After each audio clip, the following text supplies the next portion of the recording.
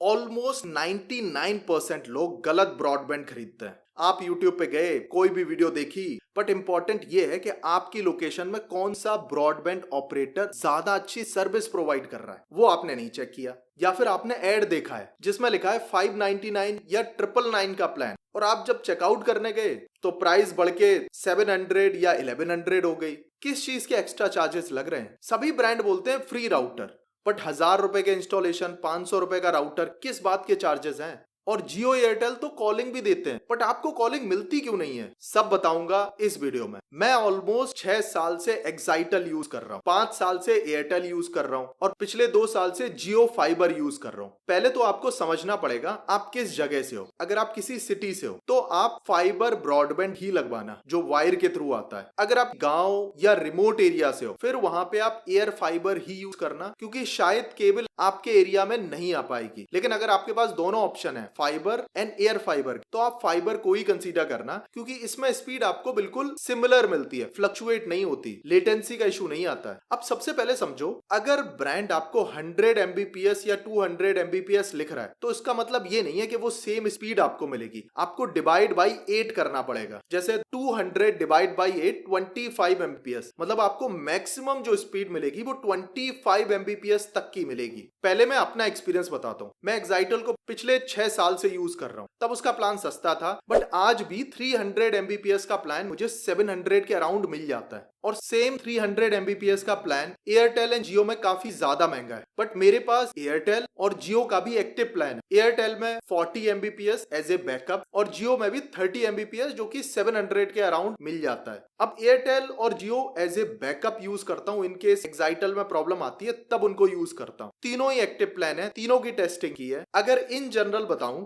तो जनरली आपको Airtel fibre की सर्विस दी बेस्ट मिलेगी, ऑलमोस्ट सिमिलर जियो फाइबर की भी मिलेगी। फिर आपके पास लोकल ऑपरेटर होते हैं जैसे एक्साइटल है, या आपके पास और कोई हो सकता है, सस्ते में आपको ज्यादा स्पीड ऑफर कर सकते हैं, तो आप उनको भी चेक करना। बट नियर बाय अगर आपके एरिया में किसी ने ब्रॉडबैंड या फाइबर यूज किया हो तो आप उससे जरूर पूछना कि प्रॉब्लम तो आएगी। फाइबर है, कहीं तूफान आ गया, कहीं पानी तेज बरस रहा है तो फाइबर टूट जाएगी, बट इंपॉर्टेंट है वो कितनी जल्दी रिपेयर होता है। क्योंकि मेरे एरिया में एक्साइटल में पहले बहुत ज्यादा प्रॉब्लम आती थी, बट बीच में अब वो जल्दी रिपेयर हो जाता है, एयरटेल से भी जल्दी। क्योंकि हम तीनों प्लान यूज करते हैं तो अच्छे से कंपेयर कर सकते हैं कि किसकी सर्विस हमें कब मिलती है। Now coming on plan, Airtel की बात करते हैं तो एयरटेल में आपके पास मल्टीपल प्लान्स हैं। 40 Mbps अगर केबल इंटरनेट आपको चाहिए इन 2 ऐप सब्सक्रिप्शन के साथ, देन 499 प्लस GST में आपको मिलेगा पर मंथ। ईयरली प्लान लेते हैं तो उसमें डिस्काउंट आपको मिलेगा, बट 100 Mbps 799 प्लस GST। बाकी ये डिटेल लिस्ट है, आप इसको पढ़ सकते हो। इसी टाइप के कुछ प्लान आपको जियो में भी मिलते हैं, जैसे मंथली 399 प्लस GST का बेसिक प्लान है 30 Mbps का, 150 Mbps का अलग प्लान है, 300 Mbps का अलग प्लान है। अगर इनके आप एनुअल बंडल्स लेते हो कॉस्ट अलग जाती है, 150 Mbps का है, 300 Mbps का, 100 Mbps का मिलेगा, 30 Mbps का भी आपको मिलेगा। सारे बंडल मिलेंगे। जैसा मैं बता रहा था कि हम एक्साइटल को बहुत ज्यादा यूज करते हैं, तो एक्साइटल में भी आपके पास मल्टीपल प्लान है। अगर आपको OTT भी चाहिए तो आपके पास इतने सारे प्लान है, और ये 200 Mbps 300 Mbps की बात कर रहा हूँ। और इनके केबल वाईफाई चाहिए जिसको मैं यूज करता हूँ इस वाले प्लान को, तो आपके पास बहुत सारे ऑप्शन है। और अगर नोटिस करोगे 300 Mbps के साथ यहाँ पे विदाउट GST 500 के आसपास आ रही है। इसी को अगर आप जियो में कंपेयर करोगे यहाँ पे इतनी कॉस्टिंग आ रही है, डबल से थोड़ा सा ज्यादा। Almost similar kind of costing यहाँ पे भी आपको देखने को मिलेगी एयरटेल में भी। अब जैसे यहाँ पे लोगों को डाउट होता है कि ये सभी एक कॉलिंग भी फ्री देते हैं, बट कॉलिंग फ्री आपको तभी मिलेगी अगर आप टॉप सिटी से हो, क्योंकि छोटी सिटीज में एयरटेल जियो भी थर्ड पार्टी ऑपरेटर के साथ काम करते हैं, तो उसमें फ्री कॉलिंग आपको नहीं मिलेगी। आप अपने लोकल ऑपरेटर से भी चेक कर सकते हो, वो भी यही बताएगा।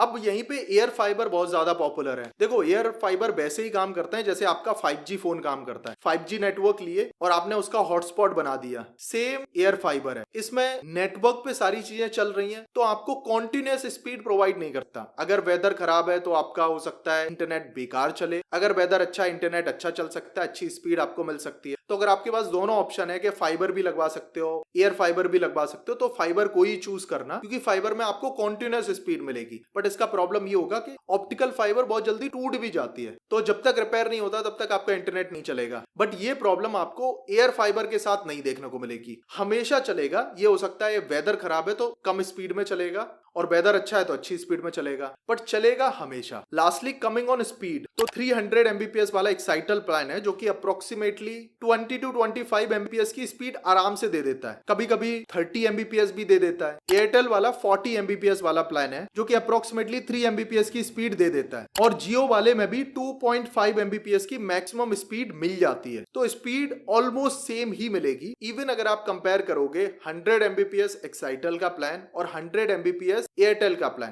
तो स्पीड एयरटेल की ज्यादा होगी, बट बदले में आप 2 गुना ज्यादा पैसा भी पे कर रहे हो, तो स्पीड में उतना ज्यादा फर्क नहीं पड़ता। तो जो फर्क है स्पीड में हल्का सा फर्क आपको मिलेगा, बट प्राइस में बहुत ज्यादा फर्क मिलेगा। अगर आपको कोई हेडेक नहीं चाहिए तो आप एयरटेल एंड जियो दोनों में से किसी का भी ब्रॉडबैंड लगवा सकते हो, और इनके सस्ते में अगर आपको देखना है तो एक्साइटल या लोकल ऑपरेटर भी वाईफाई देते हैं, तो उन प्लान्स को भी चेकआउट करके यूज करके एक बार देखो कि आपके एरिया में सर्विस कैसी है। फाइबर तो टूटेगी, बट इंपॉर्टेंट ये है कि कितने टाइम में रिपेयर हो सकता है, यही इंपॉर्टेंट है।